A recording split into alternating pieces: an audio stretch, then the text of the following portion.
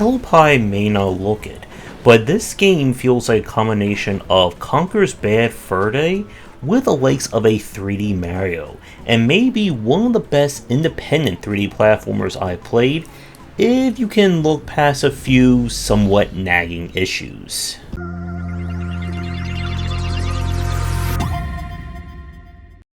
hellpie stars the demon Nate, who runs the bad taste department, who has been tasked by Satan themselves in order to create the hellpie for their big birthday blowout. And to do that, we are going to do a whole mess of platforming around the earth, looking for some of the nastiest ingredients that one can find. Now, aiding us is the Cherub Nugget, who is attached to our horn and axe both as weapon and movement tech. The major aspect of hellpie in terms of moving around is being able to swing at any point. As you play through, you unlock additional swings as well as more movement tech. But as long as you have, like swing juice or swing meter, you're able to swing, propel Nate around the environment. And the game at this layer is incredibly well responsive and great. And there is certainly a lot of room for speedrunners to sequence break and just completely demolish these levels accordingly with these advanced tech. The game is full of MacGuffins and collectibles to go for that can give your cherub some more abilities, as well as finding goats to sacrifice, or unicorns, in order to get additional horns that essentially act as gating mechanisms for finding advanced stuff in each stage. Now, hellpie features quite a variety of stages and hubs, and the game kind of goes through the best selection of 3D platforming tropes and levels. There are auto-scroller sections, there are platforms you'll have to time your jumps to, pipe solving, puzzles, boss fights, and many more. And all in all, the game definitely gives itself a very good structure. I like that each hub is its own unique level. The first hub is kind of this large, very open, almost like a rare style level. Layer hubs are a lot more about verticality, some are more about just kind of picking a route and going through it, and of course finding and collecting everything that you need. Now, all this sounds really fantastic for hellpie, but there are a few caveats that come with this game, some by design and some not.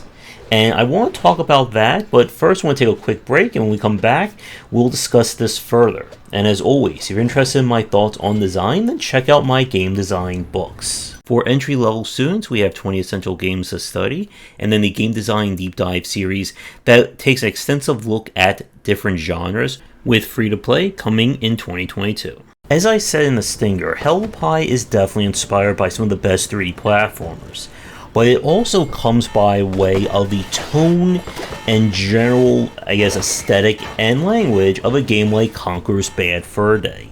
And despite the footage that I've shown, this is definitely not a game for kids. There's a lot of swearing, very disturbing imagery, and this is certainly not the game if you're looking for another kind of cute platformer to play alongside A Hat in Time. Now, with that said, there are a few issues with the retail launch that need to be mentioned. I ran into a lot of annoying bugs during our entire playthrough of it on stream, from the game losing my input to some of the more damaging ones, such as when the camera and the actual movement got out of sync. So it was like I press left, he goes right, I press down, he goes back up right, which was very hard to do a 3D platforming when that happened. The game also soft locked during a boss fight. Thankfully there were no crashes during our play, but these issues were definitely bringing down the experience. Now, with that said, I still really enjoyed hellpie. If this is the developer's first take at 3D platforming, it is incredibly well done. And as I said, I love the movement tech, and this is the first time outside of a Mario game where a 3D platformer really nailed this idea of movement and motion. It just felt great to move around the levels. And I've heard some people complain that it may feel like you're given too much power, and like the levels aren't really designed to kind of be obstacles in that way, and I can kind of see that point. The general skill level of hellpie feels a little bit weird.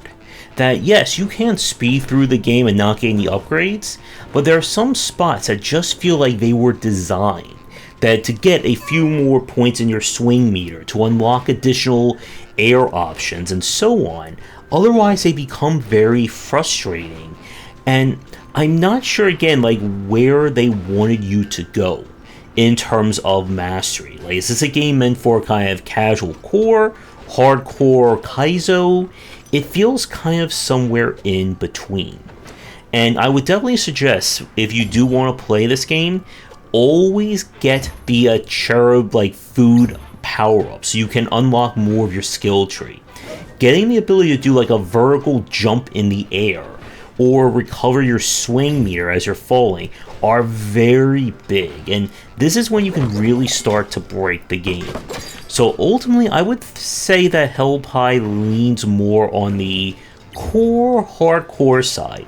Nothing is super difficult in this game, but there can be some frustrating spots, especially sometimes when the camera decides to have a mind of its own or not really give you the best angle for measuring depth of field. With all that said, this is, I think, one of those games that, to me, may be one of my favorites of the year. But ultimately, I also think it's going to run into that same issue of something like Shadow Warrior 3, that a lot of people are going to forget about it in a few months' time.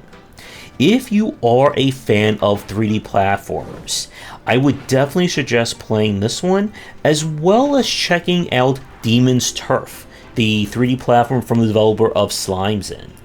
These two games, I think, are really great aspects, or really great examples of doing something a little bit more complicated in the independent side when it comes to 3D platforming. If you don't mind the crude humor, and of course some of the bugs, which hopefully the game's first big patch will fix, then I would definitely give this one a recommendation. I would like to thank the developer for sending me a press key to play it. So with that said, thank you so much for watching. As always, do the liking, subscribing, and commenting. Check out our Discord and Patreon link down below, and come back for daily discussions on game design here, and on game wisdom, where some of the art and science of games.